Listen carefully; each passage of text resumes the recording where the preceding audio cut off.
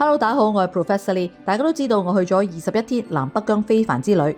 21天咁長，去咗咁多地方，如果要剪片嘅話，真係要剪好多條片俾大家睇先得啊！沉浸新疆一共有4集，喺第一集我就收錄咗第1天到第6天嘅行程。今集呢就係沉浸新疆第2集啦，就會收錄咗第7到第11天嘅行程。主要嘅景點係包括咗和木村、喀納斯、中俄風情街、五彩灘、魔鬼城、獨山寺大峽谷同埋賽里木湖。行完呢11天之後呢，基本上我哋就完成咗北疆嘅旅程啦。其餘嘅行程包括獨庫公路同埋南疆，大家就要收睇我沉浸新疆嘅第3集同埋第4集啦。大家應該睇咗我21天南北疆非凡之旅嘅攻略片啦。喺呢條攻略片入邊呢，我同大家分享咗10個 do's and don'ts。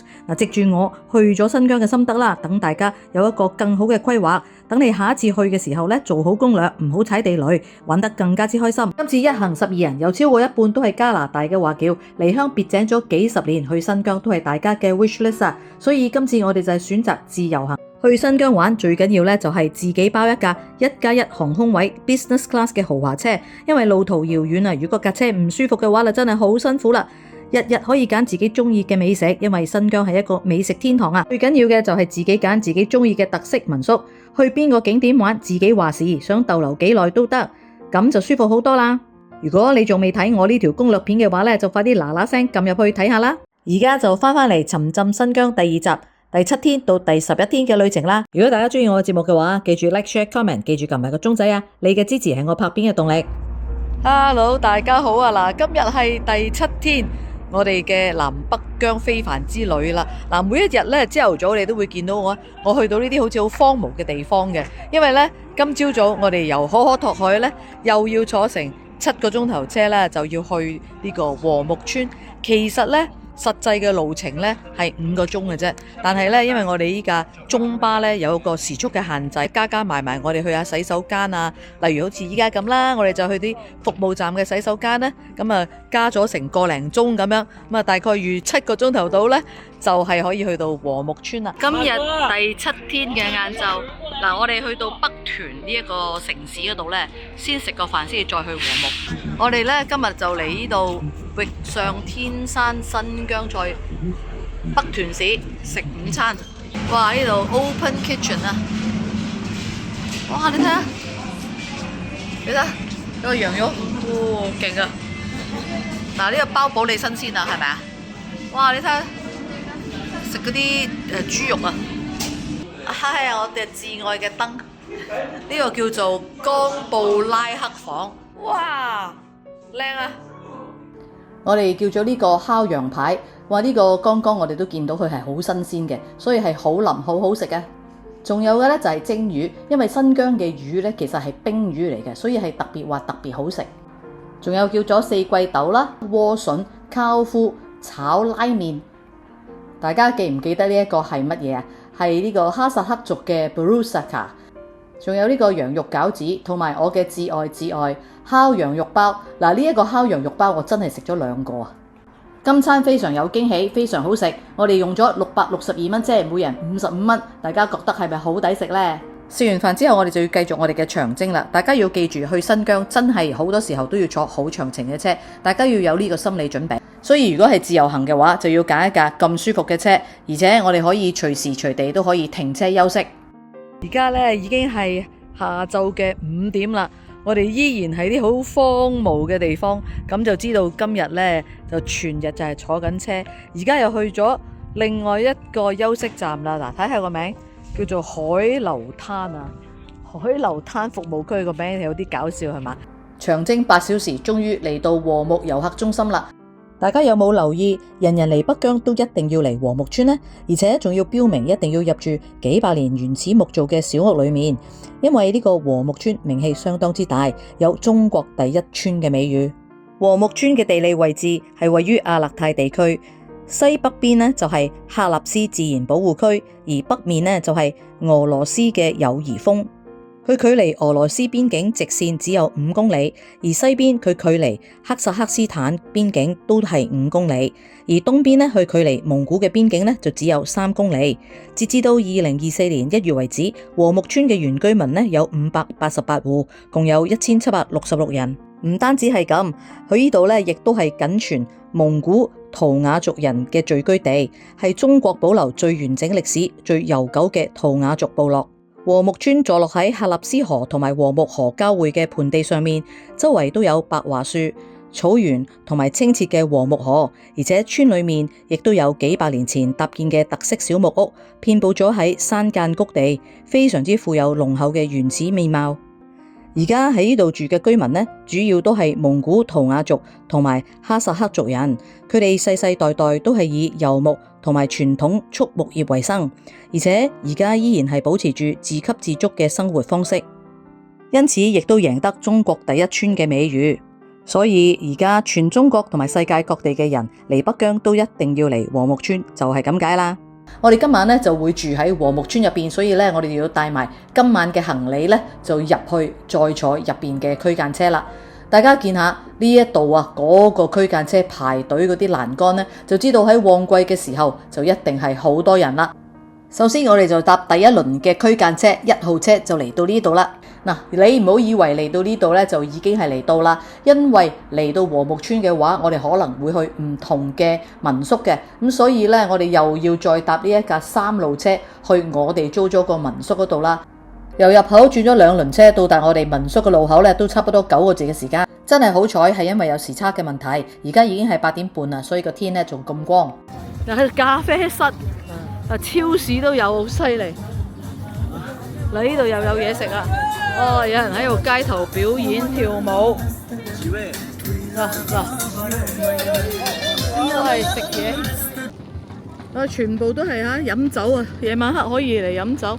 哇！呢間好靚啊，幾多向日葵。原來我一路行話好靚啊！呢度有好多向日葵花，原來就係我哋住嗰度啦，真係好啦。原來我哋呢一度呢係最靚嗰間嚟嘅。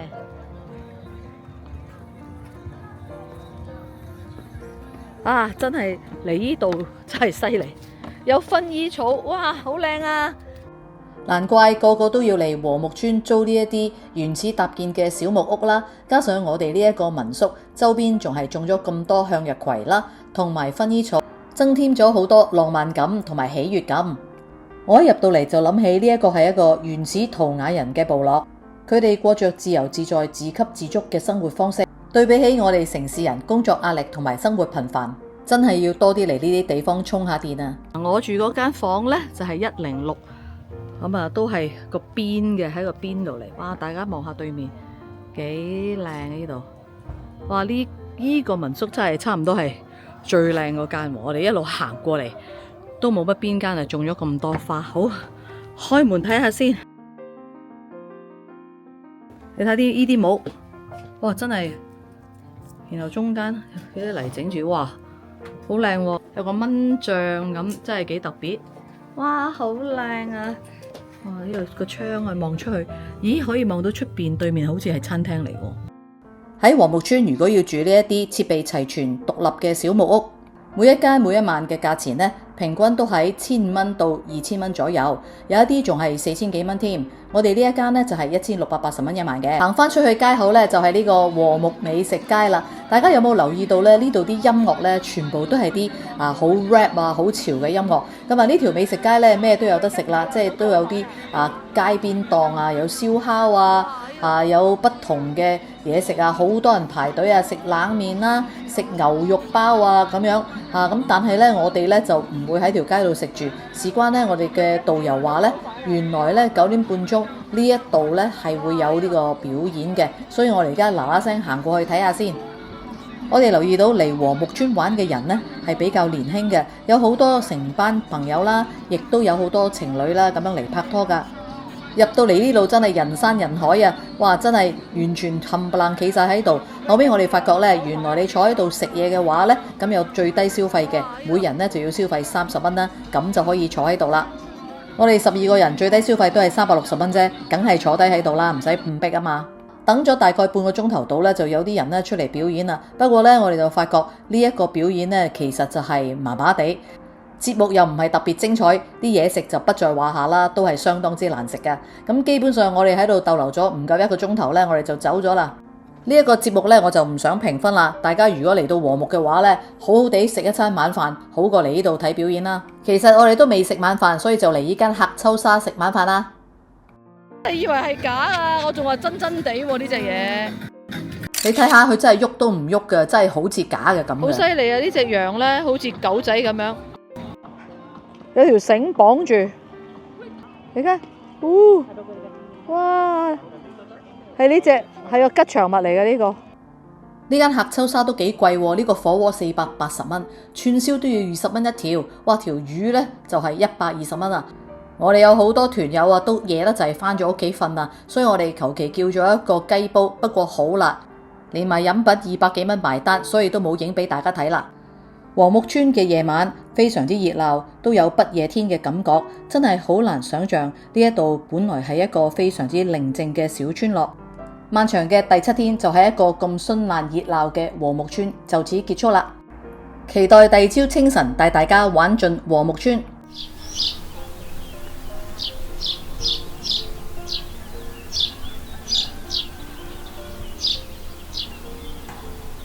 今日係第8天嘅行程，我哋而家嚟睇一睇呢一個和睦村先。呢一度都幾大嘅我哋睇到呢，就係琴日我哋就由和睦嘅入口啦，就坐咗一架車，就去到呢個轉乘站，就再坐3路車，就去到我哋呢個民宿嘅位置。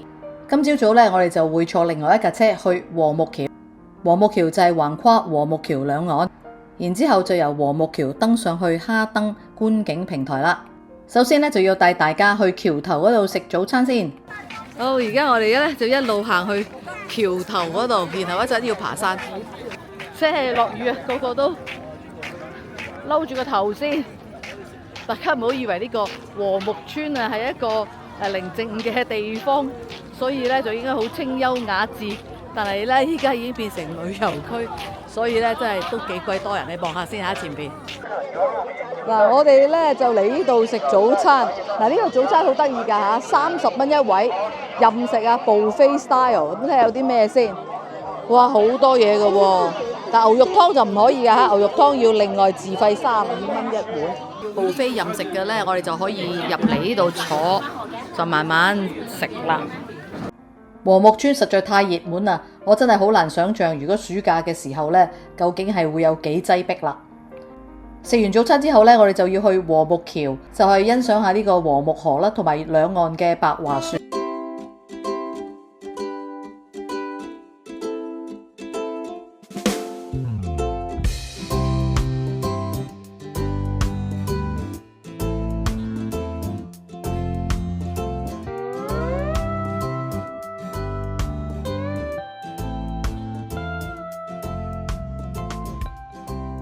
Hello， 大家好啊！嗱，今日係第8天，我哋21天嘅南北疆旅遊啊，第8天啦。咁啊，琴晚黑我哋就嚟咗和睦村。咁啊，其實呢度呢，就係和睦村嘅少少山丘啦。咁啊，見到呢，就周圍都係人啊！大家仲以為呢個和睦村係一個寧靜嘅小村落唔可能啦，因為而家呢已經有好多遊客啦。你睇下成個山，見唔見到我哋一路行上山頂呢，都係人嚟嘅。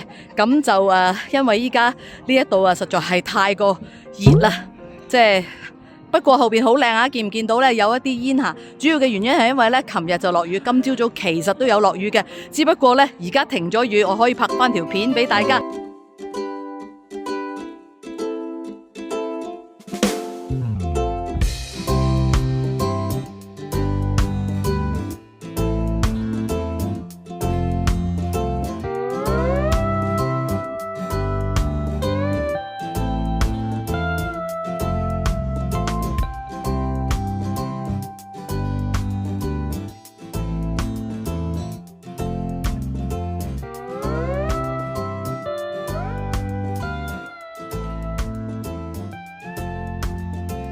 喺哈登觀景台俯瞰咗整個有悠久歷史文化嘅浪漫小村落之後，我哋咧就完成咗和睦村嘅行程啦。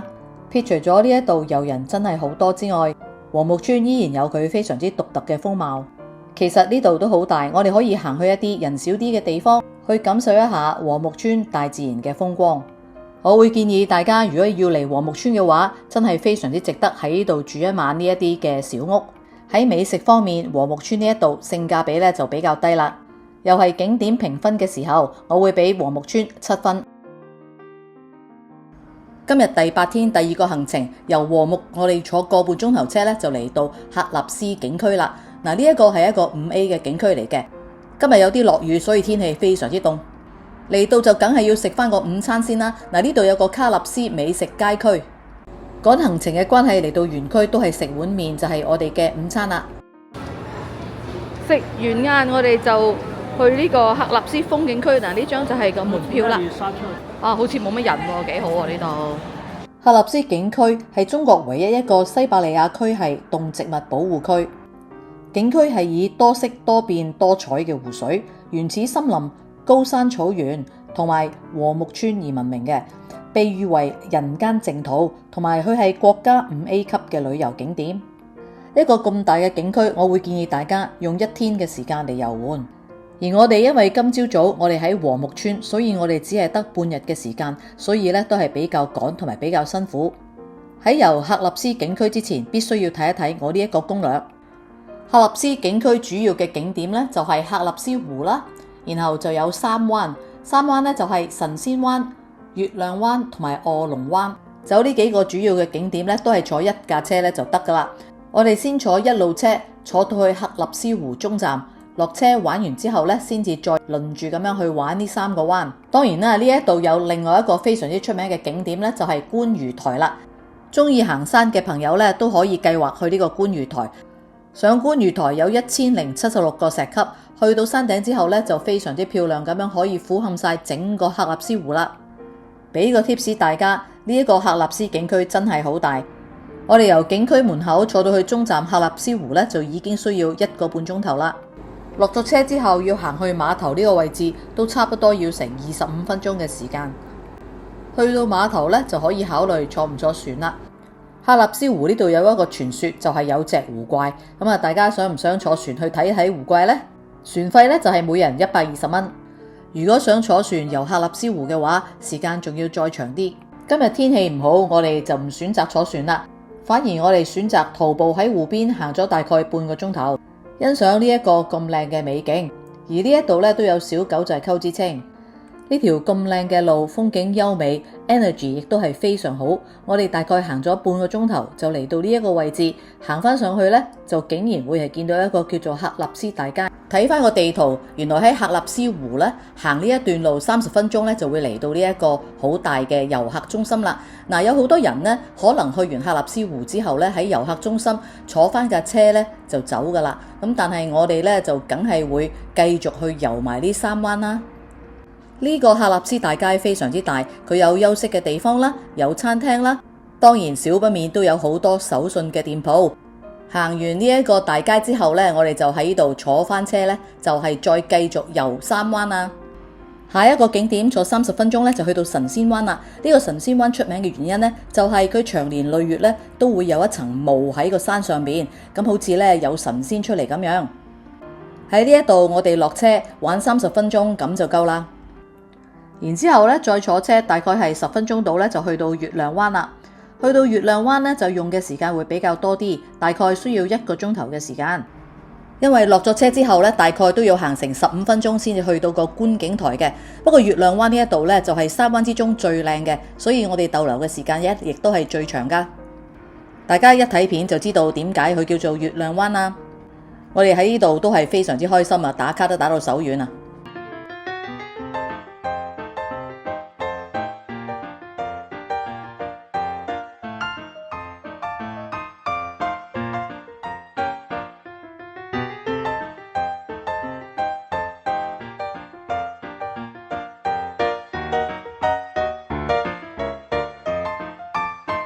然之後喺月亮灣再坐車，大概30分鐘去到臥龍灣。臥龍灣之所以叫臥龍灣，係因為佢好似係一條龍咁樣伏喺個湖上邊，所以係非常之有特色嘅。時間充裕嘅話，我非常建議大家徒步咁樣喺臥龍灣湖邊走一轉。可惜我哋時間緊迫，我只能夠放個航拍機上去影就算啦。玩完臥龍灣之後，仲要坐翻40分鐘車先至可以去翻景區嘅門口。如果淨係玩呢一條路線，一計之下，唔計食飯，唔計休息，都要7個鐘頭嘅時間，所以我哋時間係非常之緊迫，而且我哋係好急步行，都幾辛苦㗎。所以我強烈建議大家用1日嘅時間嚟喀納斯景區。中意影相、中意大自然、中意行山嘅朋友，不妨喺呢度用2日嘅時間。又係景點評分嘅時候啦，喀納斯景區我係會俾8分。今晚好夜先至嚟到呢一度，咁呢就食呢一間聚香閣冷水魚莊。今晚呢一餐就係宵夜嚟嘅，喺聚香閣好彩佢係收1點鐘，所以呢，我哋都係叫咗幾味餸呢，咁呢就完啦。今日呢一餐就係375蚊。食完宵夜雖然已經係凌晨1點，但係燦爛光輝嘅中俄碼頭風情街依然有住佢嘅生命同埋脈搏。布爾津中俄風情街嘅歷史可以追溯到去清朝光緒皇27年，即係1901年啦。當時清政府喺布爾津設立咗碼頭，與俄羅斯開展咗定期嘅通航，促進咗兩地嘅貿易同埋文化嘅交流。河岸兩旁呢就設有4座碼頭。而港口附近呢，就形成咗有個夜市啦，而布爾津逐漸繁榮起嚟，喺30年代享有小上海嘅美好，直至到1962年布爾津嘅航運業就停止咗啦。但係周邊嘅俄羅斯風情嘅建築物呢，依然保留喺度。呢一條命名為中俄碼頭風情街個名真係非常之浪漫啊，因為佢係一條充滿住俄羅斯風情嘅特色街道。喺呢一度呢，有好多歐式嘅建築物啦，融合咗俄羅斯18世紀宮廷嘅風格。街區裏面俄式嘅建築啦，同埋雕塑，例如風車啦、雕像或者係塗鴉，營造咗好濃厚嘅異國風情。可惜而家已經係好夜啦，我哋都冇辦法行晒所有嘅地方，就留待明天早上我哋再去行下呢一個風情街啦。嗱，我哋今日喺布爾津住嘅呢間假日酒店，咁都係一間非常之靚喺俄羅斯風情街旁嘅一間酒店。我哋喺布爾津假日酒店租嘅呢一間豪華大床房呢，就係非常之靚嘅。呢一個酒店非常之新，最重點係佢喺俄羅斯風情街隔離，夜晚黑出去睇夜景步行呢就得啦。而且周邊都有好多夜市，有好多宵夜可以食嘅。呢一個豪華大床房係600蚊一晚。十分漫長嘅第8天，我哋真係玩咗10幾個鐘頭，瞓翻一覺好嘅，迎接明天第9天嘅行程。Hello， 早晨，大家好啊！嗱，今日我哋係第9日嘅行程啦。嗱，咁啊，琴日我哋就去咗喀納斯嘅國家公園啦。咁啊，真係人多兼夾大到咧，真係不得了啊！真係未嚟過新疆嘅都唔知道咧，一個園區，我哋行咗入去嗰個園區，淨係坐車來回都要3個鐘頭。唉，真係下一次咧，真係要玩2日啦，去喀納斯。不過唔緊要，我哋去完喀納斯之後呢，琴晚黑我哋就要落返嚟布爾津。咁啊，今朝早呢就嚟五彩灘啦。五彩灘呢就係有咩咁特別呢？咁啊，如果大家去過張掖嘅七彩丹霞嘅話，咁就要嚟呢度比較一下呢一個五彩灘同張掖係點樣比較啦。舊年呢，我就係去咗張掖嘅七彩丹霞，咁啊大家可以睇一睇個片段啦。咁啊一陣間又嚟 compare 下呢一個五彩灘啦。雖然五彩灘呢度唔夠張掖七彩丹霞咁宏偉，但係五彩灘呢都有佢嘅特點嘅喎。佢係國家4A 級嘅景區，佢係有一河兩岸南北各異嘅特點嘅。北岸呢一邊呢長期都係乾燥地帶，而且呢度時常颳起大風，使到原本平坦嘅地面呢俾風同埋雨侵蝕成為深淺不一嘅溝槽。經過多年嘅風化，北岸呢一度呢就會係有懸掛式嘅丹霞地貌啦。而呢一啲岩石含有唔同嘅礦物質，所以就變化出嚟唔同嘅顏色，所以呢度咧就叫做五彩灘啦。而南岸相反咧就係一個綠洲啦，因為佢有額爾齊斯河灌溉，所以咧嗰度就會生咗好多嘅樹，一片嘅綠洲。正所謂一河隔兩岸，自有兩重天。所以嚟五彩灘，除咗要睇呢個七彩丹霞面貌之外，其實就係要睇呢個一河兩岸嘅奇景。今日第9天，我哋喺布爾津只需要半個鐘頭就嚟到五彩灘啦。五彩灘呢一個景區咧係一個4A 嘅景區，門票非常之平，係45蚊嘅。如果長者嘅話咧，仲要係免費添。嗱，呢個景區咧唔算好大，亦都唔需要坐觀光車。我哋步行大概15分鐘咧，就已經係可以去到個丹霞台嗰度咧，就去望呢個五彩灘啦。呢條一河兩岸嘅河咧就叫做額爾齊斯河啦，亦都係我國唯一一條流入去北冰洋嘅河流，意思係呢一條河咧就係向上流嘅，係比較特別啦。而呢一條河最後咧都係會經過哈薩克斯坦，再流入去俄羅斯嘅。嗱，Hello，大家呢度呢就係五彩灘啦。咁啊，如果大家對比去過張掖嘅朋友啊，見過七彩丹霞嘅朋友呢，咁就覺得呢個五彩灘呢就係有啲蚊髀同牛髀嘅。咁啊，不過你呢度行下都 OK 嘅，都可以欣賞下少少嘅丹霞面貌啦。又係景點評分嘅時候，五彩灘我係會俾6分佢嘅。嗱，我哋去完五彩灘之後呢，就嚟到呢個中俄碼頭風情街啦。嗱，呢度咧曾經一度咧就俄羅斯人咧就嚟呢度花咗好多錢咧，就做咗好多建築啦。咁啊，見唔見到後邊咧呢一個就係俄羅斯大劇院啦。咁啊，但係咧當時咧喺呢度住布爾津嘅人咧就係哈薩克族嘅人。咁啊，本來咧都相安無事嘅。咁但係後尾咧就係俄羅斯人咧就即係比較上有啲威勢啦。咁咧就發生咗一啲嘅衝突，咁咧就俾哈薩克族嘅人咧就趕走咗啦。咁於是乎咧就留低咗好多帶有俄羅斯味道嘅一啲嘅建築物啦。咁所以呢一度咧就係叫中俄碼頭風情街。咁呢條風情街其實唔係好長嘅啫，基本上就係我後邊嘅呢度一條街啦。咁啊日頭咧可能咧就唔係覺得佢好靚，但係夜晚黑嘅話咧着晒燈咧，咁啊呢度都幾浪漫幾靚嘅。中俄老碼頭風情街，而家呢個碼頭已經停運咗㗎啦，所以剩翻落嚟嘅呢都係一啲舊嘅建築。而家喺我哋後邊嘅呢就係一個荒廢咗嘅大劇院啦，側邊就有一啲歐陸式嘅圍牆。沿途我哋都會見到一啲歐式嘅房屋，但係呢度啲貿易同埋商店呢，其實都已經係好寂靜啦。中俄風情街呢一度夜晚黑同日頭真係差好遠。嚟呢個景區嘅話呢，我覺得如果我哋黃昏嘅時候嚟，跟住喺呢度食個晚飯，夜遊呢一條咁靚嘅橋，跟住好浪漫咁樣拍下拖行下街，咁就幾唔錯嘅。又係景點評分嘅時候啦，中俄風情街日頭我係會俾5分，而夜晚黑呢，我係會俾7分佢嘅。食咗好多餐好豐富嘅嘢食啦，今日晏晝呢，就要嚟呢一度布爾津排行榜第1嘅牛肉麵，叫做快上癮純湯牛肉麵，24小時營業啊！呢間犀利。18蚊一碗呢一個純湯牛肉麵真係好抵食啊！而且佢仲可以添麵添啊！當然如果你想食辣嘅就可以用辣湯底啦。佢叫做食上癮都真係名不虛傳嘅。我哋由布爾津坐3個鐘頭車就嚟到烏爾和嘅魔鬼城啦。Hello， 大家好！嗱，今日第2個景點呢，我哋就嚟到世界魔鬼城。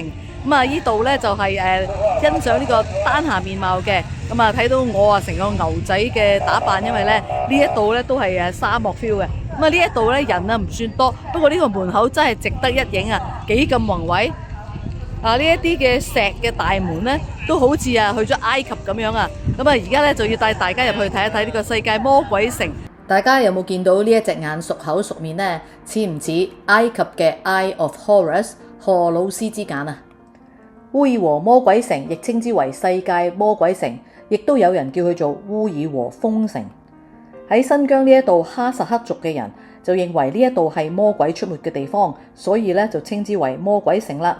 呢一度方圓大概30公里，係一處獨特嘅風蝕地貌，形狀怪異，喺一望無際嘅戈壁沙漠之中，樹立咗無數嘅土丘大石，高低不等，縱橫交錯。有啲仲大到好似一個古城堡咁樣。據說每當月黑風高之夜，狂風捲起咗啲沙石，喺嗰啲土丘嘅罅隙掃過，發出咗好似鬼哭咁嘅聲音，所以人哋就叫佢做魔鬼城啦。其實呢一度就係典型嘅雅丹地貌。喺呢個雅丹地貌嘅表面就好似係一個旅遊景區，其實佢個底就係蘊藏住非常豐富嘅石油同埋瀝青，係我國一個非常重要嘅大寶地嚟㗎。我哋又去魔鬼之城啦！喂，呢度原來係5A景區喎，都係啊，5A樂園 feel 啊呢啲嚇，呢啲係咪樂園啊？呢啲迪士尼樂園 feel 喎！哇，好靚喎呢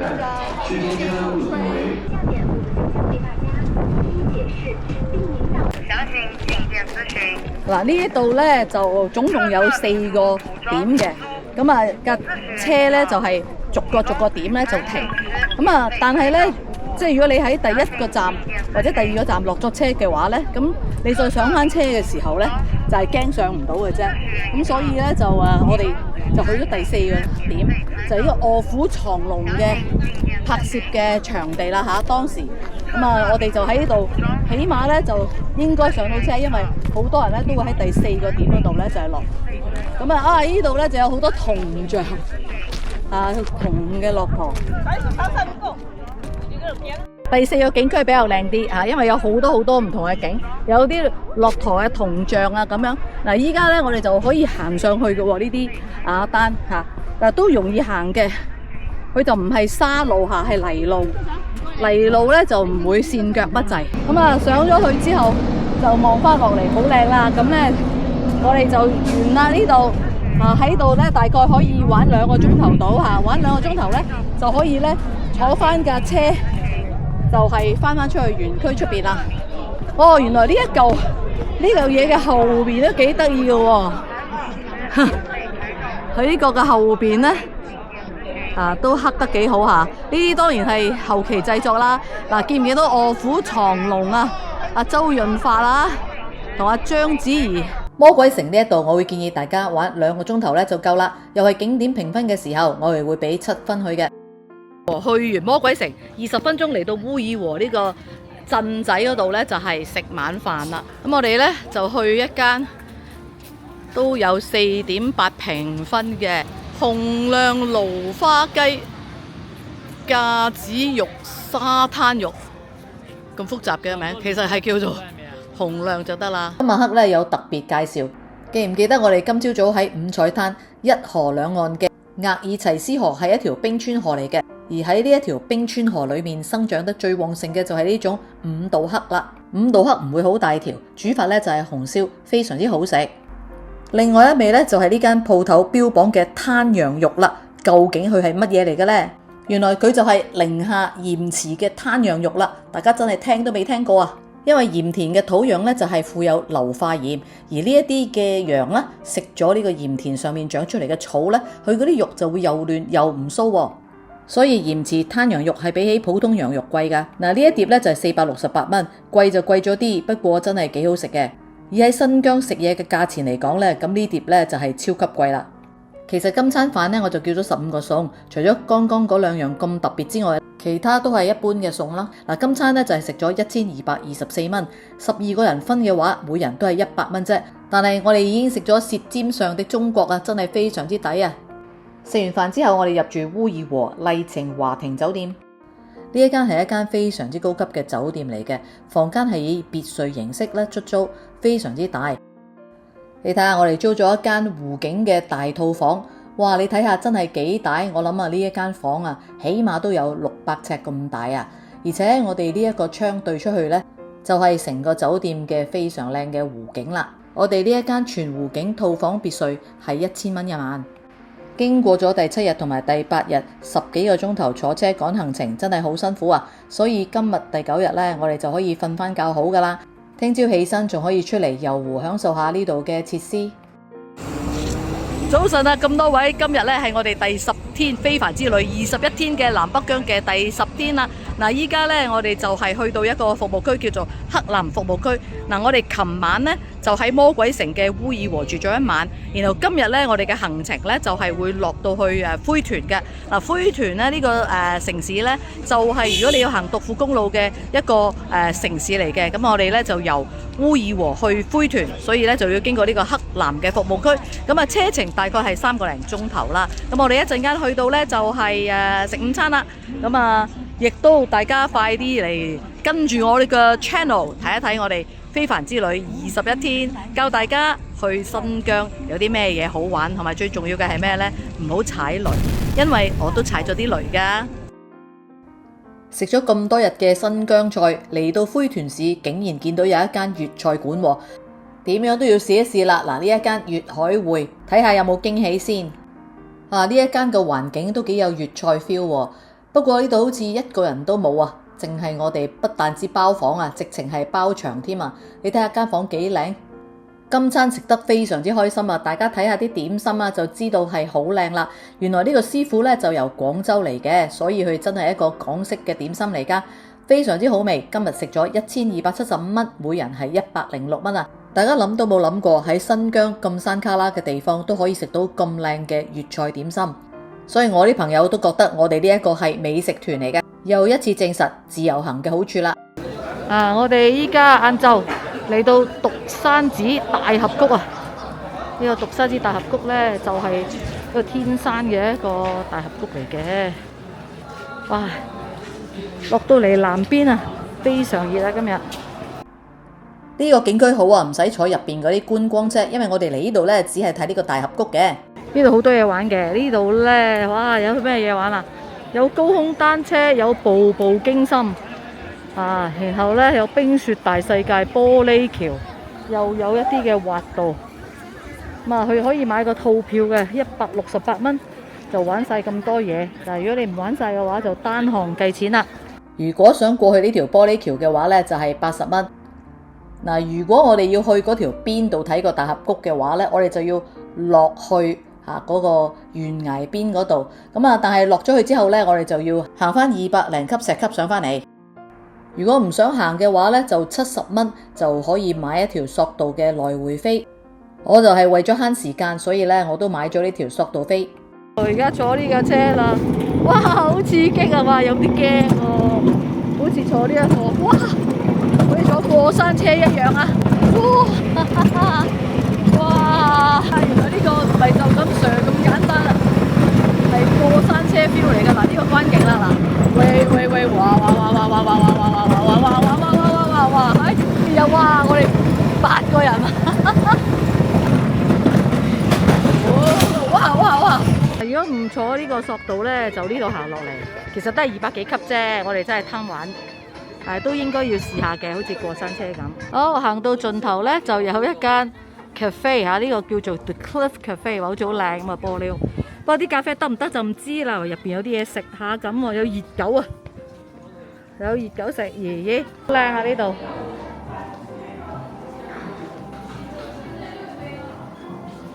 望住個峽谷，哇！呢度騰雲駕霧喎。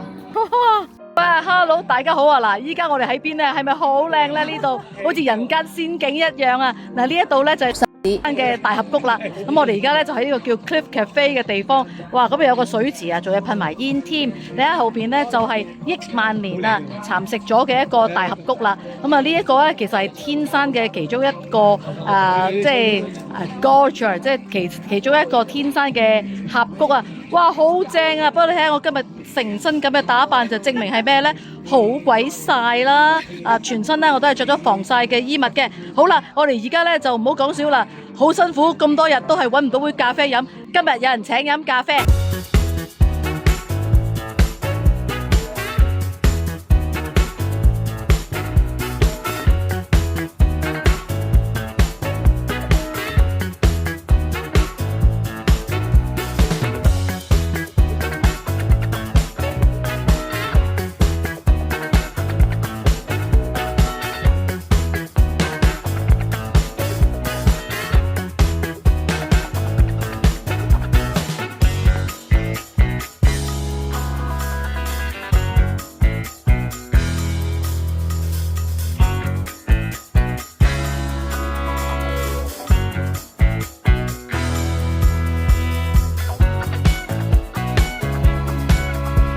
哇！呢個呢就係步步驚心啦！你睇下佢哋真係藝高人膽大啊！哇！佢哋而家呢就係喺幾萬尺嘅懸崖峭壁上啊！為景點評分嘅時候啦，我覺得呢個獨山寺大峽谷非常之宏偉，非常之壯觀，非常之值得嚟啊！我會俾8分佢。好啦，今日嚟到獨山寺，我哋就嚟哇，好似黃飛鴻咁啊，係黃飛沙灣大盤雞呢一間，就係食晚飯啦。係好旺啊！呢度喂，入咯。L 吓，咁呢度都係食新疆菜噶啦。又一個包房啦，哇，靚啊！今日特別高興，大家一齊飲酒啦。今晚食嘅都係新疆菜，唯一可以介紹下俾大家嘅就係呢個新菜式，叫做曲曲。其實呢，就係好似用啲雲吞皮包住個肉丸咁樣，但係個湯底呢，就係幾好飲嘅。然後我哋叫咗呢一個豆腐煮魚。少少辣，但係都有啲驚喜。嗰個魚好大條，啲肉都好實淨，幾好食。然後就係羊湯啦、咕嚕肉啦、紅燒紮肉卷啦、辣椒炆矮瓜、炒雞柳同埋好多好多嘅青菜，啲菜呢就冇影相啦。今晚呢一餐飯非常之抵，650蚊，每人只係56蚊啫。嗰個曲曲係非常之有驚喜嘅，難得今晚我哋咁早就食完飯，而且我哋喺灰屯呢一個大城市啊，所以今晚一定要揾翻一個靚嘅地方去揼骨先至得。我哋先 check in 咗呢一個豪峰國際大酒店，嗱呢一間酒店咧都係好靚嘅，咁而且我哋租嘅就係豪華大床房，好乾淨好大間。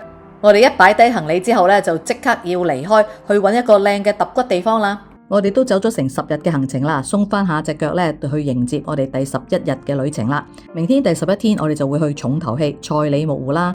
好多人都知道咩叫 Tiffany Blue， 但係仲有一種藍色叫做賽里木湖藍，你又見過未呢？冰藍嘅湖水、高山、松樹、草原，廣闊無邊際，景色靚到令人唞唔到氣，用嚟形容賽里木湖就最恰當不過啦。環湖90幾公里，處處都係靚景、正能量、浪漫同埋親切感。每一個人嚟新疆都要嚟賽里木湖，擁有大西洋最後一滴眼淚嘅美譽。賽里木湖喺新疆博爾塔拉蒙古自治州嘅高山冷水湖泊，海拔係2071米，係新疆海拔最高、面積最大嘅高山冷水湖。呢度賽里木湖嘅地理環境，作為古絲綢之路北道嘅必經之路，亦都係古代一個重要嘅戰略據點。呢一度真係靚到成為我哋今次21天南北疆絲綢之路10分嘅靚點啊！唔使講咁多嘢，等大家而家沉浸喺賽里木湖咁靚嘅靚景先啦。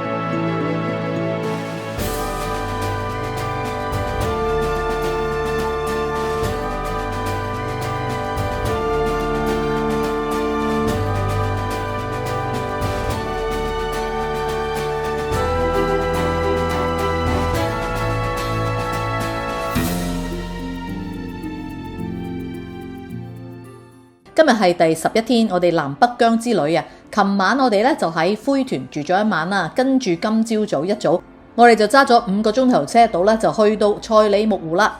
賽里木湖係一個所有人去新疆都要嚟嘅一個地方。如果你想短線嚟嘅話咧，喺烏魯木齊其實咧都係5-6個鐘頭就已經係橫線可以嚟到賽里木湖噶啦。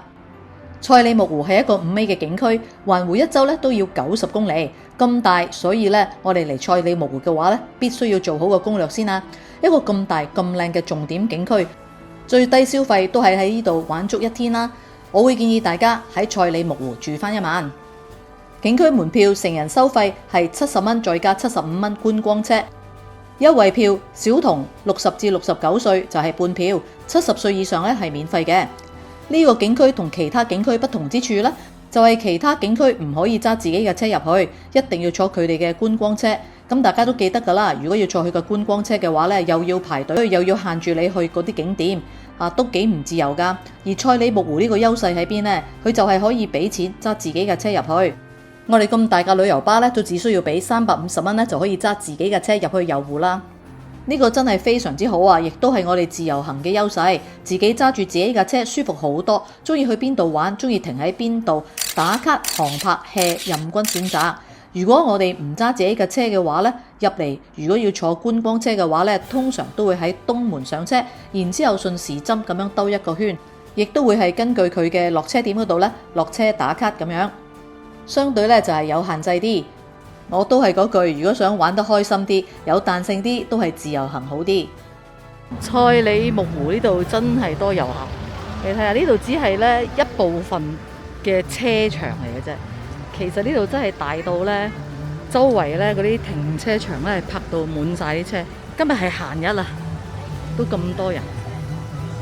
但係呢，佢哋話我哋係好好彩喎，因為呢賽里木湖好多時候呢都會有一陣煙霞，咁啊蒙蒙地。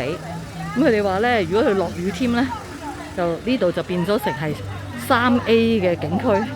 但係呢，如果好似今日咁好天呢，就變咗7A 嘅景區。不過今日真係好冷，好冷，好冷。天公造美，俾咗一個7A 景區嘅美景我哋各色其色，唔同嘅朋友玩唔同嘅嘢。喺呢一度時間好似停頓咗一樣，都唔知道大家玩咗幾耐啦。總之我哋去到晚飯嘅時候先至離開啦。又係景點評分嘅時候啦，我係會俾呢一度10分。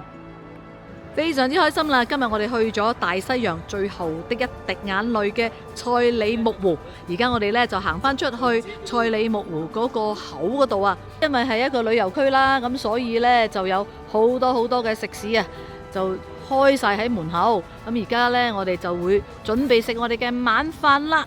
琴日晏晝我哋就食咗廣東菜，今晚我哋就食潮汕山野火鍋啦。都真係要轉下口味啊！如果唔係日日呢都食新疆嘢呢，都有啲熱氣啊！每一個湖呢都有佢出名嘅魚嘅，賽里木湖出名嘅呢就係呢個高白桂魚。我哋遊景點嘅時候呢，其實啊喺旁邊都有好多餐廳呢係售賣呢啲高白桂魚，但係我哋當時呢就冇食啦，所以今晚嚟呢度呢點都要叫下嚟試下先。嗱，呢一間嘅潮汕火鍋呢，地方都係好大，但係似乎又係好似冇乜人咁。咁我哋呢都係包咗一個房，話呢間房啊係直情望住賽里木湖啊，非常靚。今日既然係打邊爐呢，所以就可以見到啊啲肉啊啲菜啊有幾新鮮啦。嚟新疆食嘢呢，啲牛肉真係好靚嘅，大家可以睇下嗰啲鮮紅色啊幾咁新鮮，同埋幾咁靚。佢啲牛丸呢都係做得非常之好啊！我哋呢仲會叫呢度啊當地嘅走地雞，咁啊都係好嫩好好食嘅。喺未嚟新疆之前呢，成日聽人講去新疆嘅話呢，就多數都係食肉就冇菜食嘅。咁啊，但係呢，原來呢個觀念呢，大家都要改改啦。原來新疆啲菜係非常咁好食㗎。佢哋自己種嘅菜唔知點解種得咁新鮮，同埋咁嫩口。尤其是呢度新疆嘅糖蒿係好食到不得了。佢冇香港嗰啲糖蒿咁苦，佢係好香同埋有鮮味嘅。咁啊，大家可以睇到啦，啲菜式呢就係非常之靚，好新鮮。當然啦，我哋亦都有叫呢一隻魚啊。呢一個呢，就係淨係賽里木湖先有嘅，叫做高白桂魚，就由俄羅斯嘅魚苗等喺個湖嗰度養嘅，好鮮味，魚肉好滑好彈牙。今餐飯食得非常之開心，所有嘅肉啊菜啊都係非常之好啊。我哋今晚埋單呢係1939蚊，由第11日開始呢，我哋個團得返10個人，所以除10嘅話就係每日194蚊。今餐嘅食材相當之高質，我會俾4.8分佢。圍住個賽里木湖其實都有好多酒店或者係民宿，我哋訂嘅呢一間水雲杉度假酒店就係喺賽里木湖景區裏面，所以慳返好多時間。我哋今次自由行點解咁舒服？係因為我哋好多時候都係住喺景區裏面，咁就可以慳返坐成個幾2個鐘頭車去下一個城市住宿啦。當然啦，慳咗時間，要付出嘅就係金錢啦。通常喺景區嘅酒店都係要超過1000蚊一晚嘅，但係我自己覺得性價比係相當高。你睇下我租嘅呢一間度假酒店係幾咁新幾咁靚，2025年先至開業嘅，所以所有嘅嘢都係好新，而且係相當之高智能嘅。而家新整嘅酒店呢，都係流行淋浴嘅位置同埋馬桶嘅位置呢係分開，方便2個人住嘅時候使用洗手間嘅時間呢就比較有彈性啦。我哋今晚呢租嘅呢一間就係全湖景嘅雙床房，每一晚呢係1088蚊一晚。呢一個窗望出去呢，就係成個賽里木湖啦。今日玩盡10分嘅賽里木湖，配埋全湖景嘅客房，真係完美啦。等我今晚回味一下咁好嘅 energy。嚴格嚟講，我哋就已經完成北疆嘅路線啦。我哋而家一齊嚟睇下景點評分一覽表啊！呢一個景點評分一覽表純屬我個人嘅意見，只係供大家參考。明天係第12天嘅行程，我哋將會行貫穿南北疆嘅獨庫公路。獨庫公路嘅命名就由獨山寺去到庫車，而我哋呢就會用3日嘅時間呢去行晒呢條獨庫公路。所以敬請大家留意《沉浸新疆》第3集，我係會講獨庫公路，就由第12日到第15天嘅行程啦。又係同大家講拜拜嘅時間啦。如果大家中意我今日嘅節目嘅話，請大家 like、share、comment， 記住撳埋個鐘仔啊！好快你就會收到我其餘嘅新疆片段啦。